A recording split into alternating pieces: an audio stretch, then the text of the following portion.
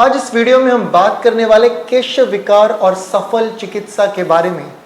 बालों के लिए हम क्या कुछ नहीं करते, विटामिन से लेके स्प्रे से लेके ट्रीटमेंट से लेके हेल्दी लाइफस्टाइल से लेके शीर्षासन से लेके सभी चीज़ें करते वक्त हम देखते हैं और केवल हम देखते हैं कि सभी एफर्ट्स करने के बाद भी पेशेंट्स को कहीं ना कहीं यश नहीं मिलता।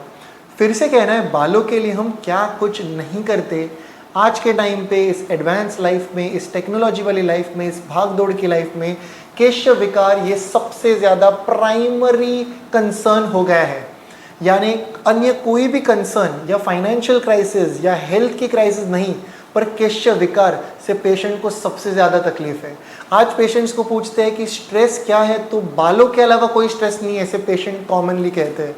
तो फिर से कहना है कि बालों के लिए क्या कुछ नहीं किया जाता, सभी चीज़ें किए जाते हैं, पर कहीं ना कहीं जड़, उसका निदान परिवर्जन, उसका रूट कॉज का इलाज नहीं किया जाता।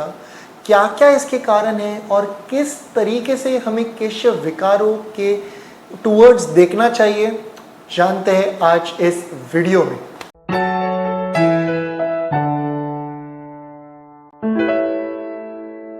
नमस्ते everyone, welcome to Jovees hospital of Ayurveda and aesthetic centre Mumbai. केश ये सिर्फ कोई एक्सटर्नल हमारे हेयर फॉलिकल्स नहीं है। एक केश जो है ये कहाँ से आ रहा है? It comes from your scalp which is a part of your skin. You see this is your hair follicle, ये हमारा हेयर का फॉलिकल है, यहाँ से बाल उगरे हैं। सो काम कहाँ पर करना है? क्या हमें इन बालों पर काम करना है? हमें त्वचा पर भी काम करना है। त्वचा का भी उतना ही ज़्यादा रोल है, और ये क्या रोल है इसके बारे में हम डिटेल में बात करेंगे। आपको देखना है कहीं ना कहीं सीरम है, विटामिन है, ये सभी चीज़ें मैक्सिमम लोगों को फ़ायदा नहीं होता है तो बस एक आध महीना अच्छा रहता है, फिर से वापस हो जाता है। You need to understand one thing कि अगर बायोटीन कम होने के कारण आपको हेयरफॉल है तो बायोटीन से आपको फ़ायदा होगा। विटामिन B12 कम होने के कारण आपको हेयरफॉल है तो उससे आपको फ़ायदा होगा। बट आज 80 से भी ज़्यादा लोगों को ये सभी चीज़ें नॉर्मल है और सभी विटामिन भी लेते हैं, विटामिन D से लेके फॉलिक एसिड से लेके बायोटीन से लेके विटामिन C से लेके हर एक चीज़, पर तो भी केश विकार है। हमें जानना है केश विकार के क्या क्या कारण है, और आज हम सबसे पहले इस वीडियो की शुरुआत करेंगे आयुर्वेद पर्सपेक्टिव से, क्योंकि आयुर्वेद के बारे में बात कर रहे हैं, आयुर्वेद चुन रहे हैं अपने लिए और अपनों के लिए। सो आयुर्वेद से जड़ जान के लेंगे। हम देखते हैं कहीं ना कहीं केश विकार यानी पित्त प्रकृति, केश विकार यानी पित्त दोष यानी एसिडिक टेंडेंसी। जब भी बॉडी एसिडिक हो रही है तब देख रहे हैं केश विकार। ये बॉडी एसिडिक होना होता है कहीं ना कहीं खट्टी चीज़ें, तीखी चीज़ें, इनके कारण। कहीं ना कहीं हम देखते हैं बाल ये किससे बने हुए हैं, तो बाल इट्स अ मल, it's a by product, it's a waste product of the अस्थि धातु। हमारे शरीर के कितने धातु है? 7 धातु है। हम जो भी खाना खा रहे हैं उसके आहार रस से पहला बन रहा है रस, रसद रक्तम ततो मौस मेद प्रजायते, फिर मेदो अस्ति ततो मजा, मजा शुक्र से संभव। आप समझिए, पहला है प्लाज्मा, ब्लड, मसल, फैट, और फैट से बन रहा है बोन। आप सोचिए, रस रक्त मौस से बन रही है हमारी त्वचा, और कहीं ना कहीं मौस से बन रहा है मेद यानी फैट, और फैट से बन रहे हमारे बोन। आयुर्वेद अनुसार जब हड्डियाँ अच्छे तरीके से बनते हैं तो उसका एक बाय प्रोडक्ट है हमारे हेयर।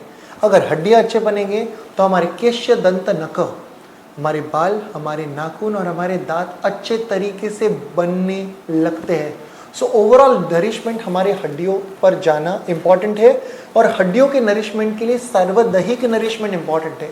और केवल आयुर्वेद में इस पॉइंट को रखा गया है और ऐसे कहा है कि रसायन करना शरीर की पुष्टि करना इम्पॉर्टेंट है, चाहे वो च्यवनप्राश हो, ब्रह्म रसायन हो, नरसिंह रसायन हो, या ऐसे तरह के रसायन औषधा से, ओवरऑल शरीर की पुष्टि करने वाले दवाइयों से केश विकार पूरी तरह से ठीक होता है। ये इसका एक सर्व इम्पॉर्टेंट एस्पेक्ट, आप समझ रहे हो। सो ओवरऑल पूरी शरीर की पुष्टि करना इंपॉर्टेंट है। यहाँ पर मल्टीविटामिन से ज़्यादा कुछ नहीं होने वाला है।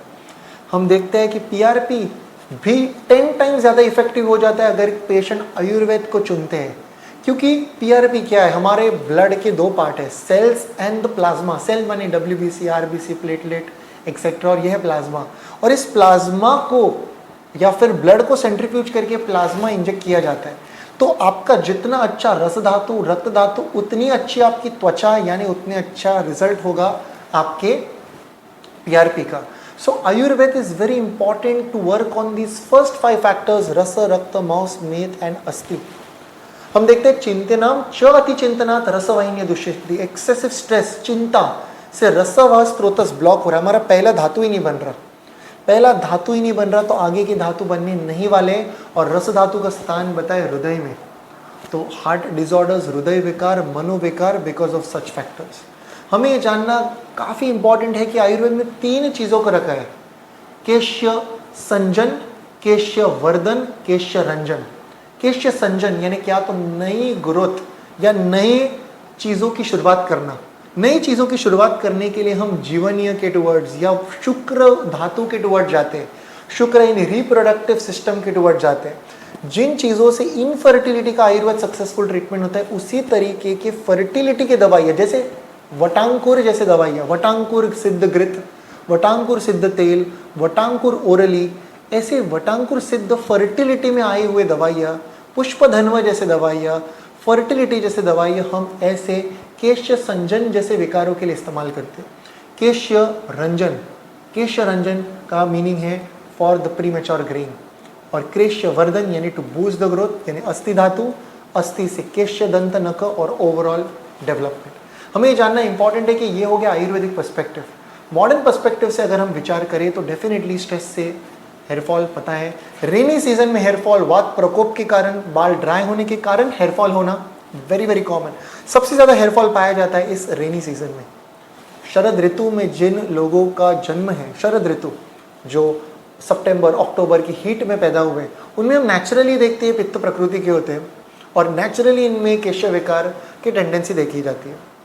हम देखते हैं ऐसे पेशेंट जिन्हें हार्मोनल इम्बैलेंस है, पीसीओडी जैसे प्रॉब्लम, पेनफुल मेंसेस जैसे प्रॉब्लम, इरेगुलर मेंसेस जैसे प्रॉब्लम, ऐसे पेशेंट जिन्हें थायराइड के विकार है, इनके हार्मोन्स हमेशा बैलेंस रहते हैं और ऐसे हार्मोनल इम्बैलेंस के कारण पित्त प्रकोप के कारण हेयरफॉल.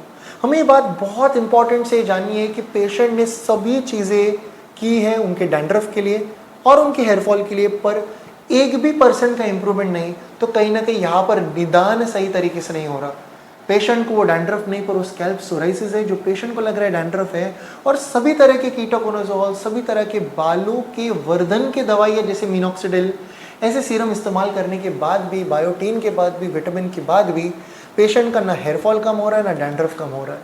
यहाँ पर निदान करना इंपॉर्टेंट है कि वो स्कैल्प सोराइसिस है या सेबोरिक डर्मेटाइटिस है और उस अनुसार से उसकी चिकित्सा करना इंपॉर्टेंट है. 80% लोगों को स्कैल्प सोराइसिस होता है और कुछ सालों बाद बॉडी पर सोराइसिस आता है. बॉडी पर जिन लोगों को सोराइसिस होता है या प्लेक सोराइसिस होता है which is the commonest form of psoriasis, हम देखते हैं उन्हें सबसे पहले स्कैल्प से सोराइसिस शुरुआत हुई है. और ऐसे जड़ का निदान और इसकी सफल चिकित्सा करनी इंपॉर्टेंट है. आई मीन अगर इन्फेक्शन नहीं जाता तो बाल उगने ही नहीं वाले. आपको काम करना है फॉलिकल पे या आपको काम करना है पौधे के रूट्स पे या आपको काम करना है उस खत के ऊपर. तो रूट्स पे और खत के ऊपर, तो खत ये ज़्यादा इंपॉर्टेंट हो गया, राइट. क्षेत्रम गर्भाशयम, फर्टिलिटी है तो किस पर काम करना है, यूट्रस पे काम करना है. और कुछ भी आप करो तो क्यों मिसकैरेजेस हो रहे हैं, बिकॉज आपका यूट्रस स्ट्रांग नहीं है. उसी तरीके से आप ट्रांसप्लांट तो कर रहे हो पर आपकी खत स्ट्रांग नहीं है. खत क्या है, तो रस, रक्त, मांस, मांस से हमारी बन रही है त्वचा. और ओवरऑल रसायन करेंगे तो इस खत की पुष्टि होगी और तो आप जो भी हेयर फॉल की ट्रीटमेंट कर रहे हो या ट्रांसप्लांट कर रहे हो या PRP कर रहे हो, केवल और केवल आयुर्वेद दृष्टिकोण से हम देखने वाले हैं लॉन्ग टर्म रिजल्ट्स. सो आयुर्वेद में बताया तत्र दोषहरणम अधोग मार्गम विरेचनम, यानी ऐसे दोषों को हमारे शाखा यानी बॉडी कैविटी से उन्हें कोष्ठ में लाना, उन्हें GI ट्रैक में लाना और कोष्ठ द्वारा उन्हें शरीर से बाहर निकालना.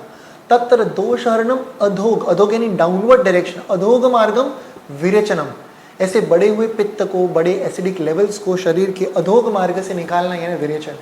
आयुर्वेद ये सबसे पुराना शास्त्र और ऐसा एकमेव शास्त्र है जहाँ पर 1000 से भी ज़्यादा एकल द्रव्य, 1000 से भी ज़्यादा पंचकर्म, 1000 से भी ज़्यादा उपाय, उपक्रम, पंचकर्म, द्रव्य बताए हैं केश्य वर्धन के लिए, केश्य संजन के लिए, केश्य रंजन के लिए. ऐसा एक विकार जहाँ पर विद्ध कर्म बालों के लिए शिरोधारा, शिरोबस्ती, शिरोपीचू, बस्ती, ऐसा उपाय बताया है जिससे हम देखते हैं कि पेशेंट्स पूरे ठीक होते हैं। यहाँ पर एक बात बताना मुझे बहुत अच्छा लगेगा कि केश विकारों के लिए जलों का उच्चारण, आपका अशुद्ध रक्त ही बाहर निकाला जा रहा है, और केश विकारों के लिए हम देखते हैं ऐसा कौन सा डाइट, मल्टीविटामिन, कहीं पर भी ऐसी कोई भी चीज़ नहीं है जो लॉर्ड धन्वंतरी के हाथों में जो जलू है, जो जलवा है, जो लीच है, उनके लीच के सलाइवा में जो एंजाइम्स है, उसमें सलाइवा के जो एंजाइम्स है, जब वो लीच बालों में पेनिट्रेट करती है त्वचा के अंदर, वो इंग्रेडिएंट्स और वो एंजाइम ना आज तक कहीं पर है, ना आगे होने की संभावना मुझे लग रही है। सो आयुर्वेद द्वारा ऐसे एंजाइम को स्कैल्प में डालना, पेनिट्रेट करना, विटामिन डेफिशिएंसीज को क्लियर करना, आयुर्वेद के नेचुरल कैल्शियम रिच सप्लीमेंट्स जैसे कुकुट तांडवक भस्म, प्रवाल पिष्टी, कपर्दिक, गोदंती, ऐसे कैल्शियम रिच दवाइयाँ, आयरन रिच दवाइयाँ जैसे कि मंडूर और लोह, ऐसे सिद्ध किए हुए, शुद्ध किए हुए आयुर्वेद के दवाइयों से हम देखते हैं कि पूरे पेशेंट का जो डेफिशिएंसी का पार्ट है वो क्लियर हो रहा है, पित्त कम हो रहा है, न सिर्फ बाल झड़ना बंद हो रहे हैं बट रीग्रोथ की प्रोसेस भी शुरू होते हैं। भृंगराज का आप इस्तेमाल कर सकते हैं, आंवला का इस्तेमाल कर सकते हैं, हमने देखा है वटांकुर के बेहतरीन फ़ायदे, वटांकुर इस्तेमाल कर सकते हैं। केश विकार के लिए अगर जनरल प्रोटोकॉल रखा जाए तो एक्टिव वेद इंडिया का केशसी ऑयल और केशसी टैबलेट, मैं जानता हूँ आज दुनिया भर में सबसे ज़्यादा इस्तेमाल किया हुआ प्रोडक्ट एटलीस्ट आयुर्वेदिक वैद्यों से। KeshC C stands for care, for the care of your hair, KeshC का इस्तेमाल किया जाता है। आयुर्वेद में हर एक ट्रीटमेंट अलग अलग तरीके से किया जाता है, वो वात प्रकृति का है, पित्त प्रकृति का है, कफ प्रकृति का है।